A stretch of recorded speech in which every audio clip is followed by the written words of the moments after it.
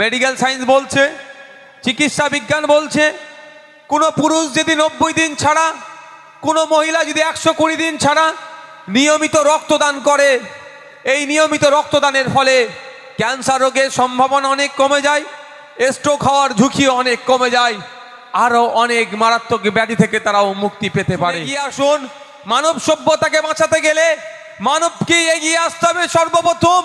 এই মানব সভ্যতাকে বাঁচাতে গিয়ে যদি বাঁচাতে চান, এগিয়ে আসুন। যার ধর্ম বর্ণ দেখার দরকার নয়, রাজনৈতিক পরিচয় দেখার দরকার নয়। আমাদের যখন রক্তের প্রয়োজন হয়, আমরা একবারের জন্য বলিনি আমি ওই ধর্মের মানুষ, আমাকে ওই ধর্মের রক্ত দেওয়া হোক, আমি ওই বর্ণের মানুষ, আমাকে ওই বর্ণের রক্ত দেওয়া হোক, আমরা একবারের জন্য বলি না। আর আজকে শাসক যে নোংরামি করছে, নিশ্চিতভাবে শাসকের কারো রক্তের প্রয়োজন হলে সে কিন্তু একবারের জন্য এটা বলবে না যে আইএসএফ এর রক্ত আমি নেব না, বিরোধীর রক্ত আমি নেব না, আমাকে তৃণমূল করি, আমাকে তৃণমূলীরই রক্ত দাও, এ কথা একেবারেও বলে না। তারা বলবে কি রক্তের দরকার, রক্ত আমাকে দাও। তাই বলবো বন্ধুগণ, রক্তের যেমন জাত হয় না, রক্তের যেমন ধর্ম হয় না, রক্তের যেমন বর্ণ হয় না, ঠিক একইভাবে রক্তের কোনো রাজনৈতিক রং হয় না। আজকে দুঃখের বিষয়, শাসক দ্বারা রক্তের রাজনৈতিক রং আনতে চাইছে।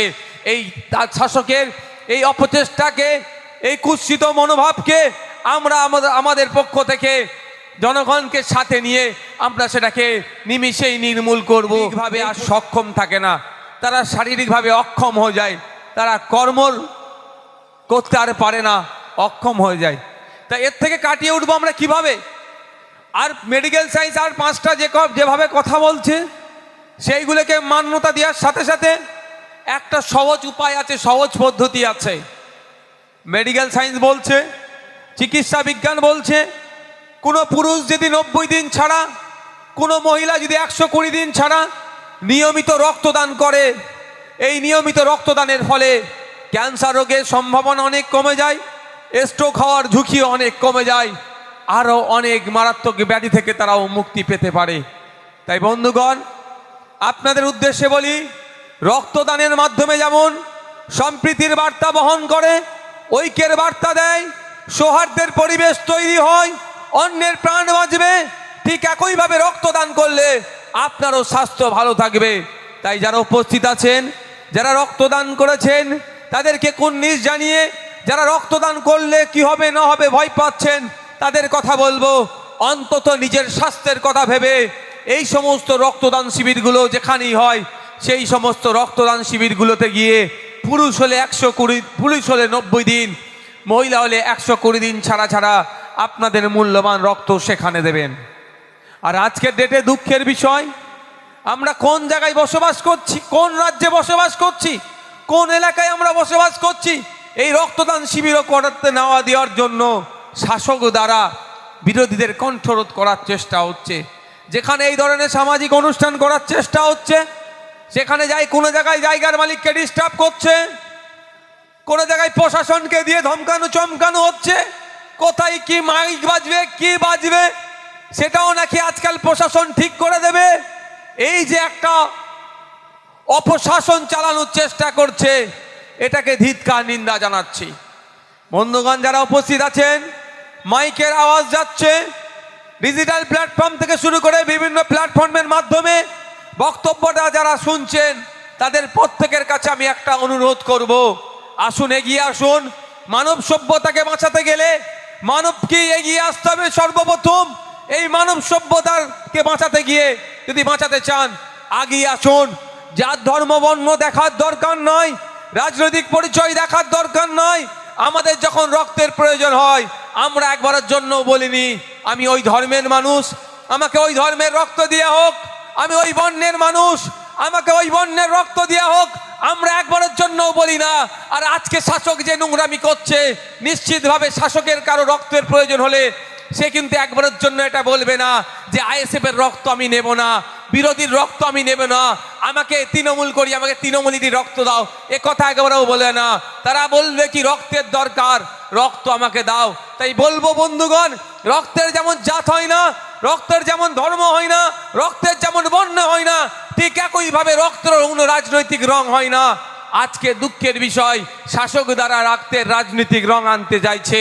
এই শাসকের এই অপচেষ্টাকে, এই কুৎসিত মনোভাবকে আমরা আমাদের পক্ষ থেকে জনগণকে সাথে নিয়ে আমরা সেটাকে নিমিষেই নির্মূল করব, এই প্রতিজ্ঞাবদ্ধ আমাদেরকে নিতে হবে। তাই আপনাদের বলবো, যারা উপস্থিত আছেন, প্রতি 90 দিন ছাড়া ছাড়া যেখানে আপনার সামনে যেই রক্তদান শিবির হোক না কেন, আপনারা গিয়ে সেই রক্তদান শিবিরে রক্ত দেবেন। অনেক সময় দেখা যায় দুর্গা উৎসব কমিটি, নবী দিবস কমিটি, মন্দির কমিটি, মসজিদ কমিটি, অনেক ক্লাব, অনেক এনজিও, অনেক রাজনৈতিক দলের পক্ষ থেকে এই ধরনের সামাজিক কাজ হয়, রক্তদান শিবির হয়। আপনাদের কাছে অনুরোধ করব, কোন ধর্মীয় সংগঠন করছে, কোন মন্দির কমিটি করছে, কোন মসজিদ কমিটি করছে, কোন ঈদগাহ কমিটি করছে, সেটা দেখার প্রয়োজন নয়। কোন ক্লাব করছে সেটা দেখার প্রয়োজন নয়। আপনারা আপনাদের মূল্যবান রক্ত, আপনাদের সামনে যে রক্তদান শিবির হবে সেখানে গিয়ে আপনারা নির্দ্বিধায় আপনাদের রক্ত দেবেন। রক্ত দিয়ে অন্যের প্রাণ যেমন বাঁচবে, সৌহার্দ্যের পরিবেশ যেমন তৈরি হবে, ঐক্যের বার্তা যেমন ছড়াবে, সাথে সাথে আপনার স্বাস্থ্য ভালো থাকবে, এই আহ্বান আপনাদের কাছে করছি। ইভেন কোড অ্যান্ড কোড বলছি, আমি স্পেসিফিক বলছি, 90 দিন পরে যদি ভাঙড়ের এই নারায়ণপুর অঞ্চলের এখানে তৃণমূলের পক্ষ থেকে রক্তদান শিবির হয়, আমি আইএসএফ এর যে নেতৃত্বরা আছেন, আজকে রক্তদান শিবিরে যারা রক্ত দিচ্ছেন পুরুষেরা আর মহিলারা, 120 দিন পরে যদি তৃণমূলের পক্ষ থেকে রক্তদান শিবির হয়, আপনারা নির্দ্বিধায় গিয়েও সেই তৃণমূলের ক্যাম্পে রক্ত দেবেন। এখানে আমাদের অভাব অভিযোগ আপনাদেরকে কোনো থাকবে না।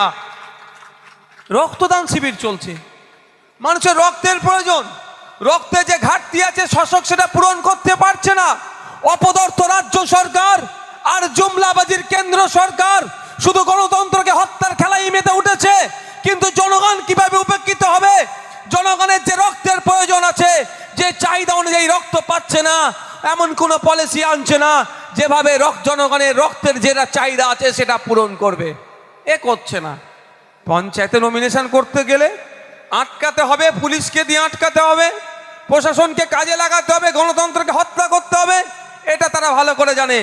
কিন্তু জনগণের রক্তের প্রয়োজন হচ্ছে, চাহিদা অনুযায়ী রক্ত পাচ্ছে না, এ সমাধানটা হচ্ছে না।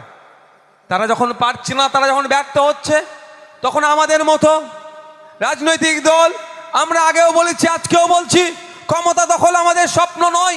আমাদের স্বপ্ন সমাজ ব্যবস্থা পরিবর্তন করতে হবে। আমাদের স্বপ্ন, আমার মাটা যখন সন্তান প্রসবের সময় হয়ে আসছে, তখন আগে পরে যে রক্তের প্রয়োজন আছে, মাটা না চিন্তিত হয়, তা সে যেন ব্লাড ব্যাংকে গেলেই সে যাতে রক্তটা পায়, সেই চাহিদা আগে থেকেই পূরণ করে রাখতে হবে। এই সমাজ ব্যবস্থা আমরা করতে চাই। আমরা ওই সমাজ ব্যবস্থা করতে চাই যেই সমাজ ব্যবস্থাতে এখান থেকে নলমুড়ি হসপিটালে যাচ্ছেন, সেখানে গিয়ে হেভি ট্রিটমেন্ট পাচ্ছে না, কিছু হলেই আপনাকে কেন কলকাতায় রেফার করছে। কলকাতায় রেফার করা চলবে না, এখান থেকেই আপনার ট্রিটমেন্ট পাক, এর ব্যবস্থা করতে হবে। আমরা